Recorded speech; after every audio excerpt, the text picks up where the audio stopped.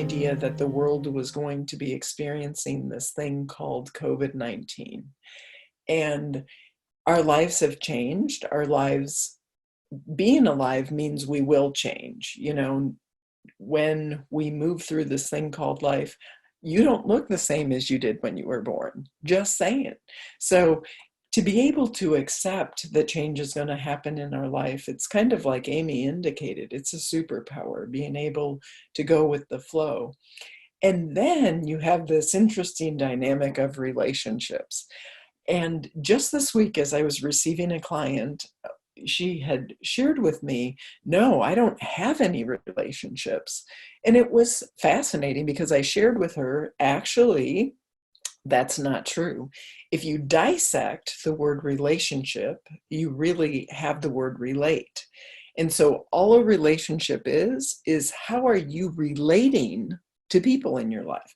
Whether that's the person behind the counter at the gas station, whether it's somebody at the grocery store, how are you relating to them? Are you triggered? Are you feeling open-hearted and giggly? What does that look like and what does that feel like? Even as I look back at my own journey, I didn't know how to do relationships well. And ultimately, that's because my own relationship with myself sucked. Like, that's the technical term. I'm really about technical terms. And what I didn't even know it sucked. Okay. So let's even back up even farther. We all think we're further along than we are. And I had no idea that a lot of the pain I was experiencing in my life could be avoided through having a new experience. And what I wasn't taught as a child was really how to have a healthy relationship within myself, my life, to know that I was lovable. So as I moved through life, my parents had a lot going on, and I wasn't loved 24 hours a day, 7 days a week. I don't know of anyone on this planet who actually was. And so because of that, I came away with a lot of beliefs about myself. And my core issue was all about feeling abandoned and rejected. So no matter what I would do in relationships, I would find myself always trying to convince someone else that I was lovable and that I was worthy. And then it gets even more exciting, drama-filled, is I would try and convince somebody that I was lovable. And then when they actually shared love with me, I wouldn't take it in because I didn't think I deserved it and I didn't agree with them.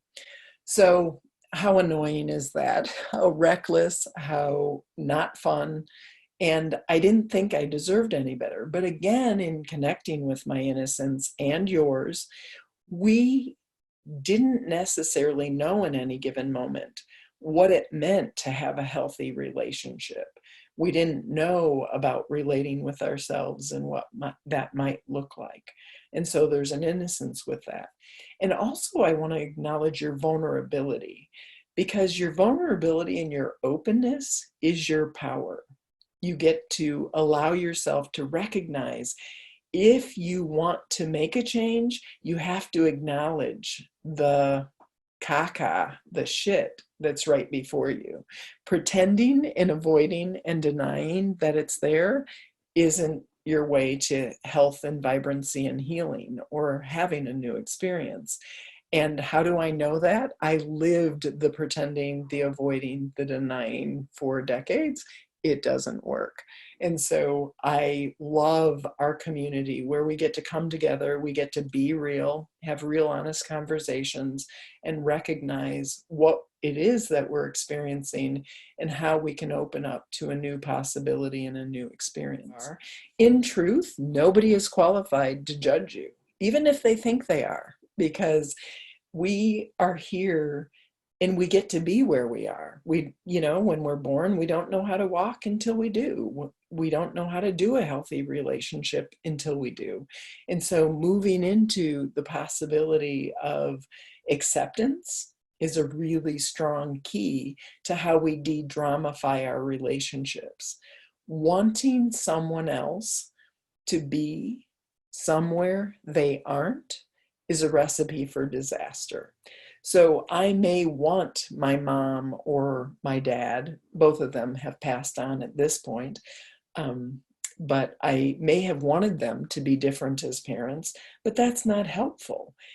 Ultimately, again, it's about recognizing that I learned certain things from my past and I came to conclusions, and a lot of my conclusions sucked. My conclusions were I'm not lovable, I'm not enough, I uh, should be somewhere I'm not, and I need to convince others to love me, and I need to work harder than anyone else does in order to earn that love. One individual was sharing her heart and saying, after an abusive marriage with a narcissist, how do you learn to? I feel I'm ready to date, but have learned if there is one mistake on the other person's behalf, my walls instantly go up and I question everything about them and their intentions. Also, people that get close to me don't understand why I am the way I am now, to the point where sometimes I try to explain it. They make me feel like I'm crazy. My marriage to this man has changed me, all the while I'm trying to figure out who this new me is. Don't trust easy, have become opinionated, etc. I don't want my past to define me. Just when I have things figured out, something happens, making me the complete opposite.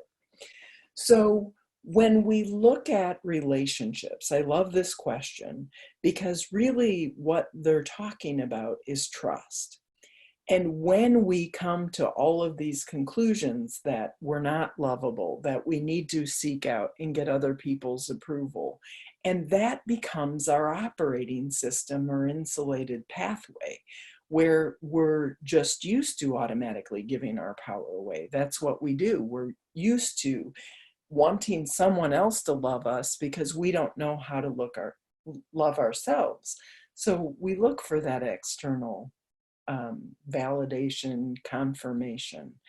So when we're talking about what is up for this beautiful individual to heal, we're really looking at, she is asking, how can I learn to trust myself?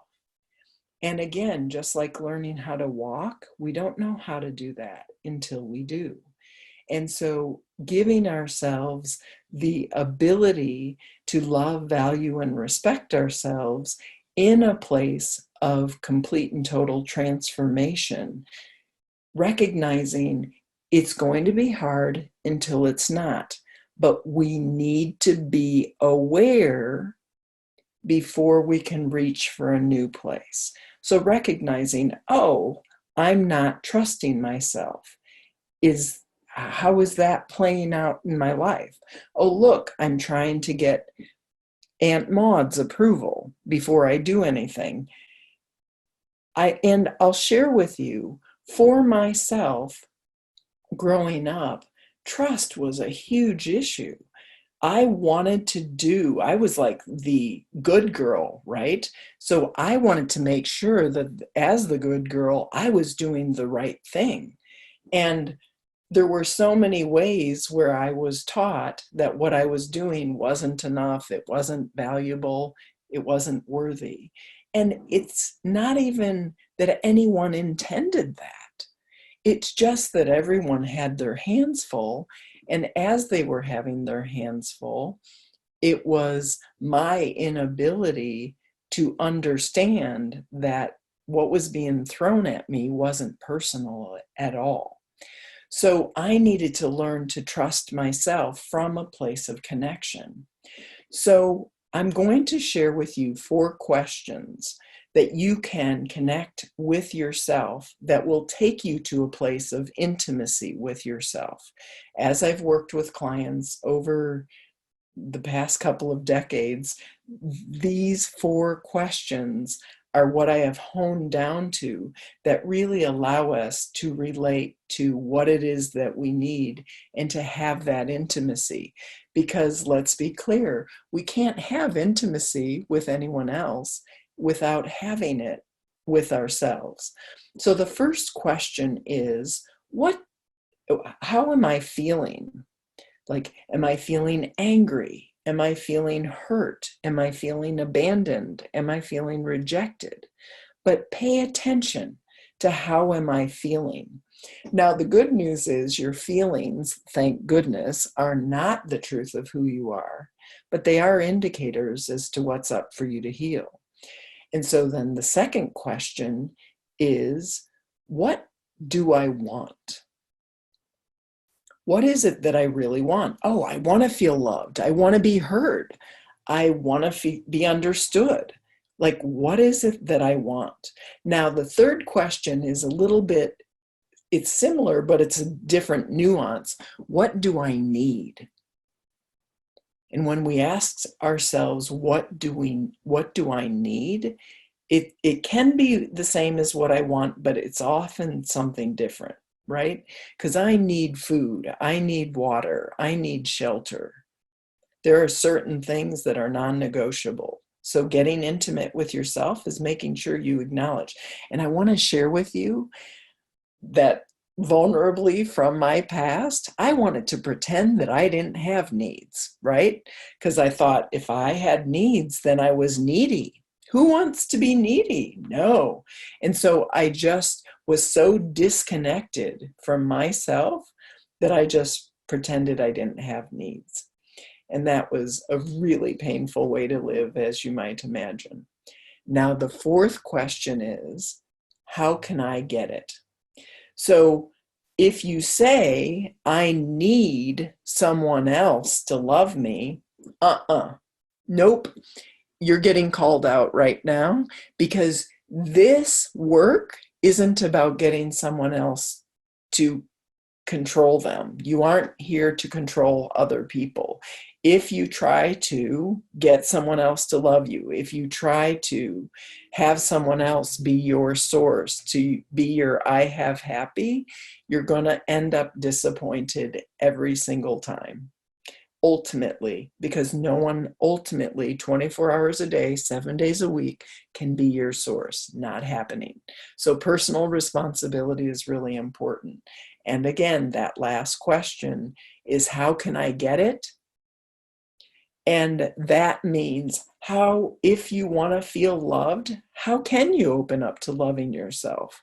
Is that, making yourself your favorite meal, having a snack, exercising so that you can increase your happy in your body just because the engine wants to move?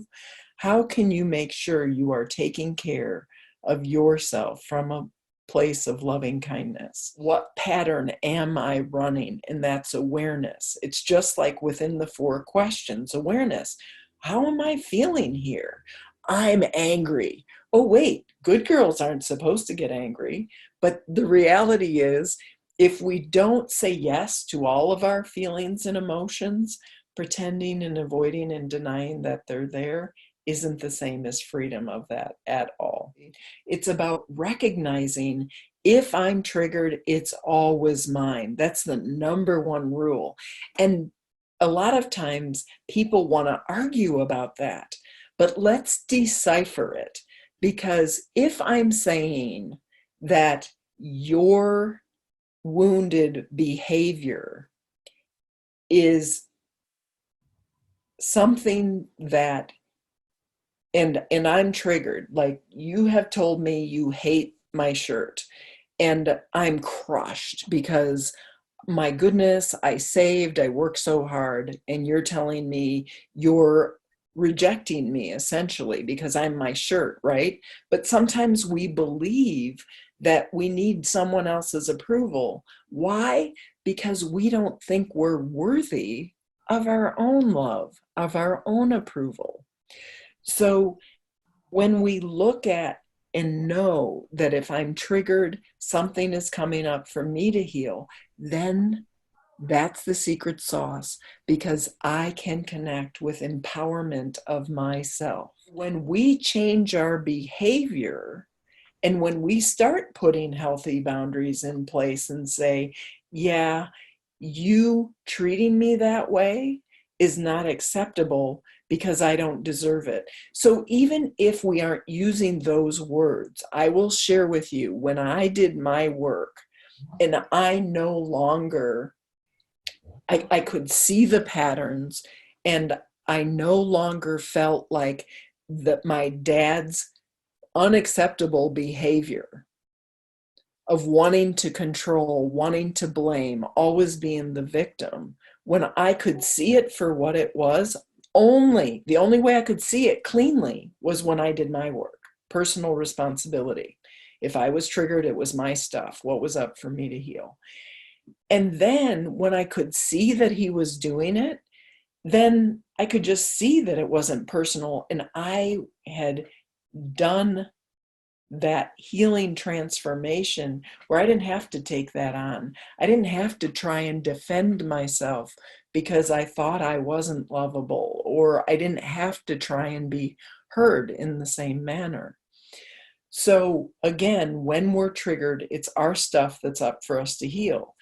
And my dad changed automatically and didn't try and hook me in the same way when I had that clear, healthy, nope, not my stuff. And when he did throw stuff at me and didn't change still, it was just a test, and I still didn't have to take it personally. And when I was triggered, I knew something was still up for me to heal.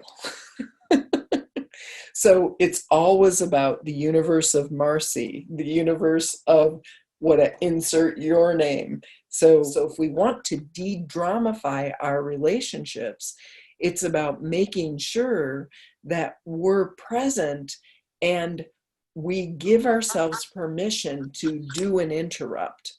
That was one of the things that came in the middle of the night last night when I was holding space of how may I serve. It was to make sure that we mention today to de-dramify our relationships, not only to recognize when something comes up that it's our stuff that's coming up to be healed, but also to, as soon as you have it in your awareness, to say, stop. This is not like time out, take a break. No, it's also awareness to see that I deserve more love, and I'm feeling like I'm not enough. I'm feeling like I'm not being safe.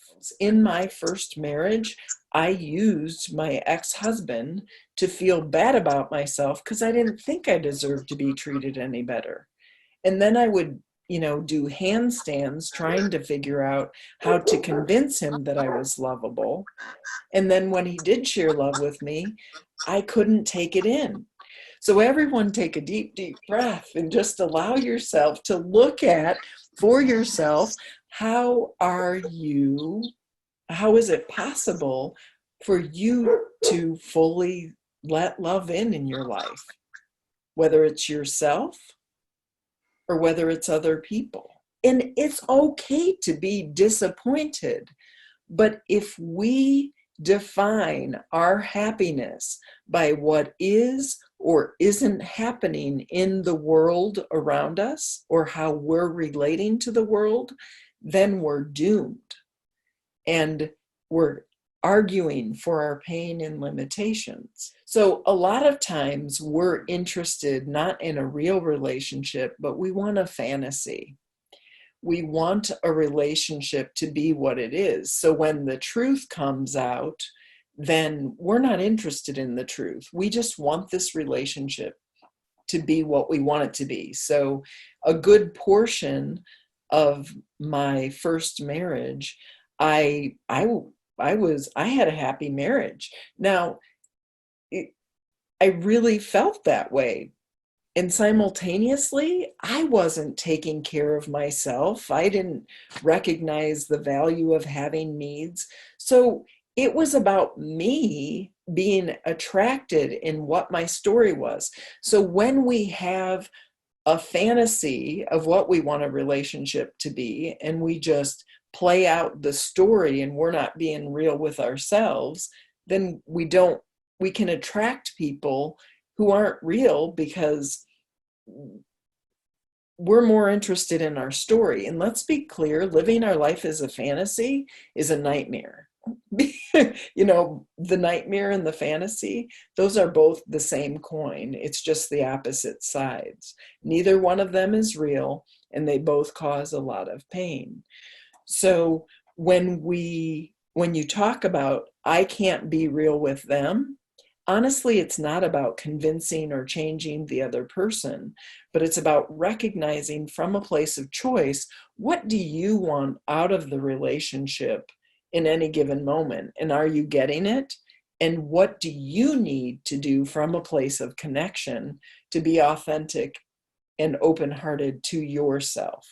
One individual had asked, how do I let go of unnecessary expectations of my husband? And I just smile. It's so great because I too have done this again and again.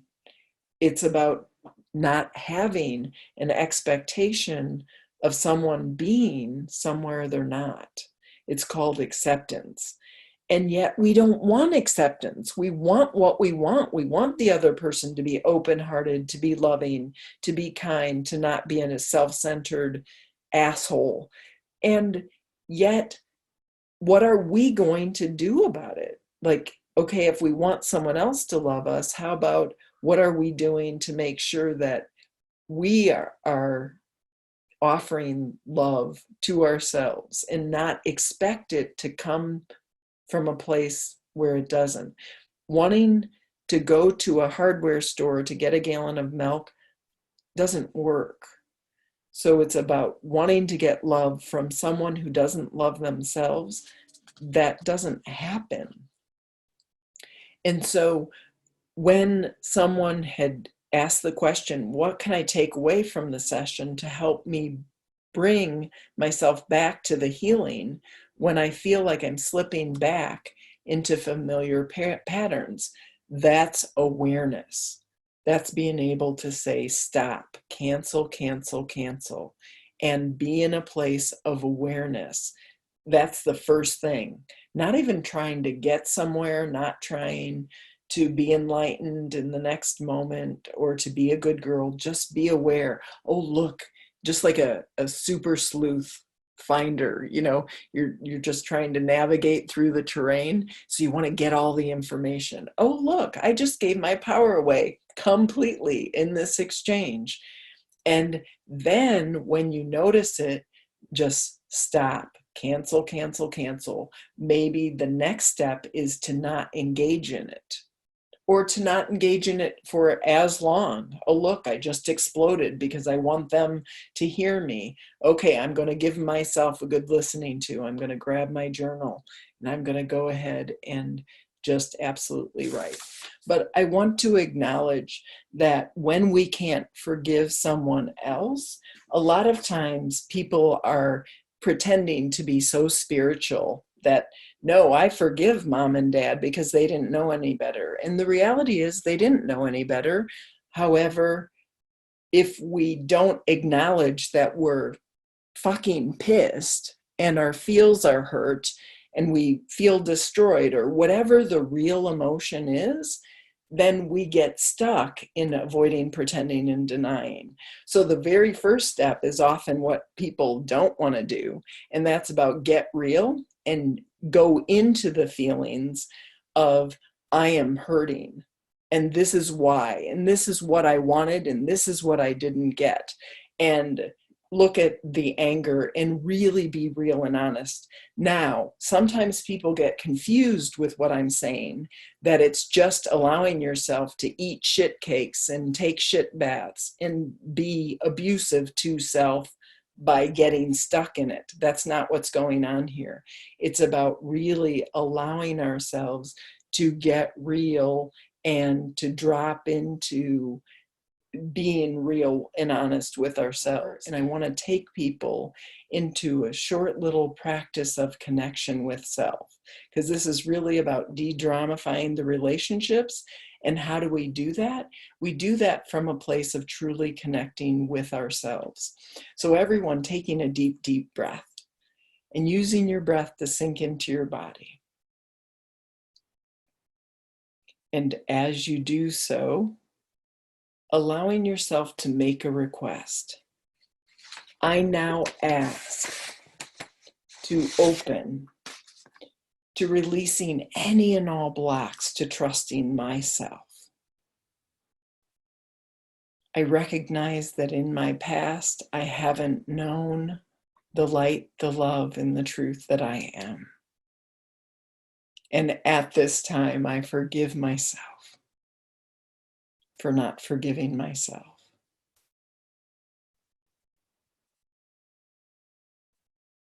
And one more time, taking a deep, deep breath. And opening by simply making the request, I now ask to trust that situations and people are coming into my life for my highest good. And some of those people will trigger me to show me what's up for me to heal. And some of those people will see the light, love, and truth that I am, even when I can't see it for myself. Whatever is being shown to you in your path right now, that's what's up for you that you need. And again, connecting with personal responsibility and intimacy with those questions. So everyone taking a deep breath and allowing yourself to recognize right here, right now in your life, how are you feeling? How are you feeling in relationship to your life?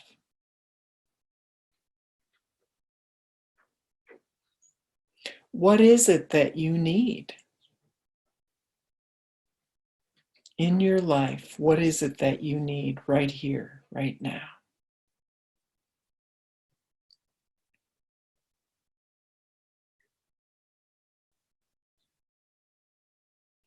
What do you want? What is it that you want?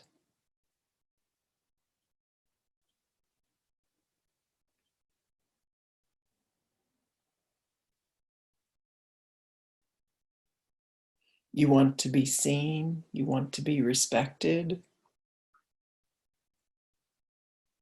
You want more connection in your life. You want to feel loved. And the fourth question, how can you get that?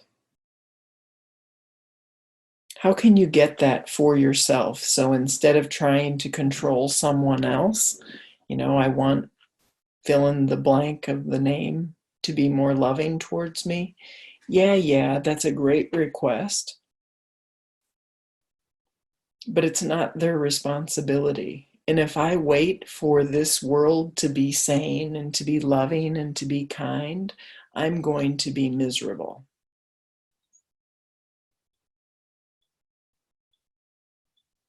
So, how can you give yourself more of what you want in your life? You want more connection? How can you connect with yourself even more? How can you want to be heard? How can you give yourself a good listening to? Pulling out the journal. And right now, making the request, I now ask the highest enlightened awareness of my soul, the part of you that knows the light, the truth, the love that you are, to come in to fill every cell of your being through the top of your head, washing through you just like a waterfall, all the way down and through your body, into your brain, your mind, into your shoulders, down your arms, out your fingertips, into your torso. And remember, when you get angry, what you're really saying is, I'm afraid. And from a place of intimacy with self, allowing yourself to connect in with, what am I afraid of?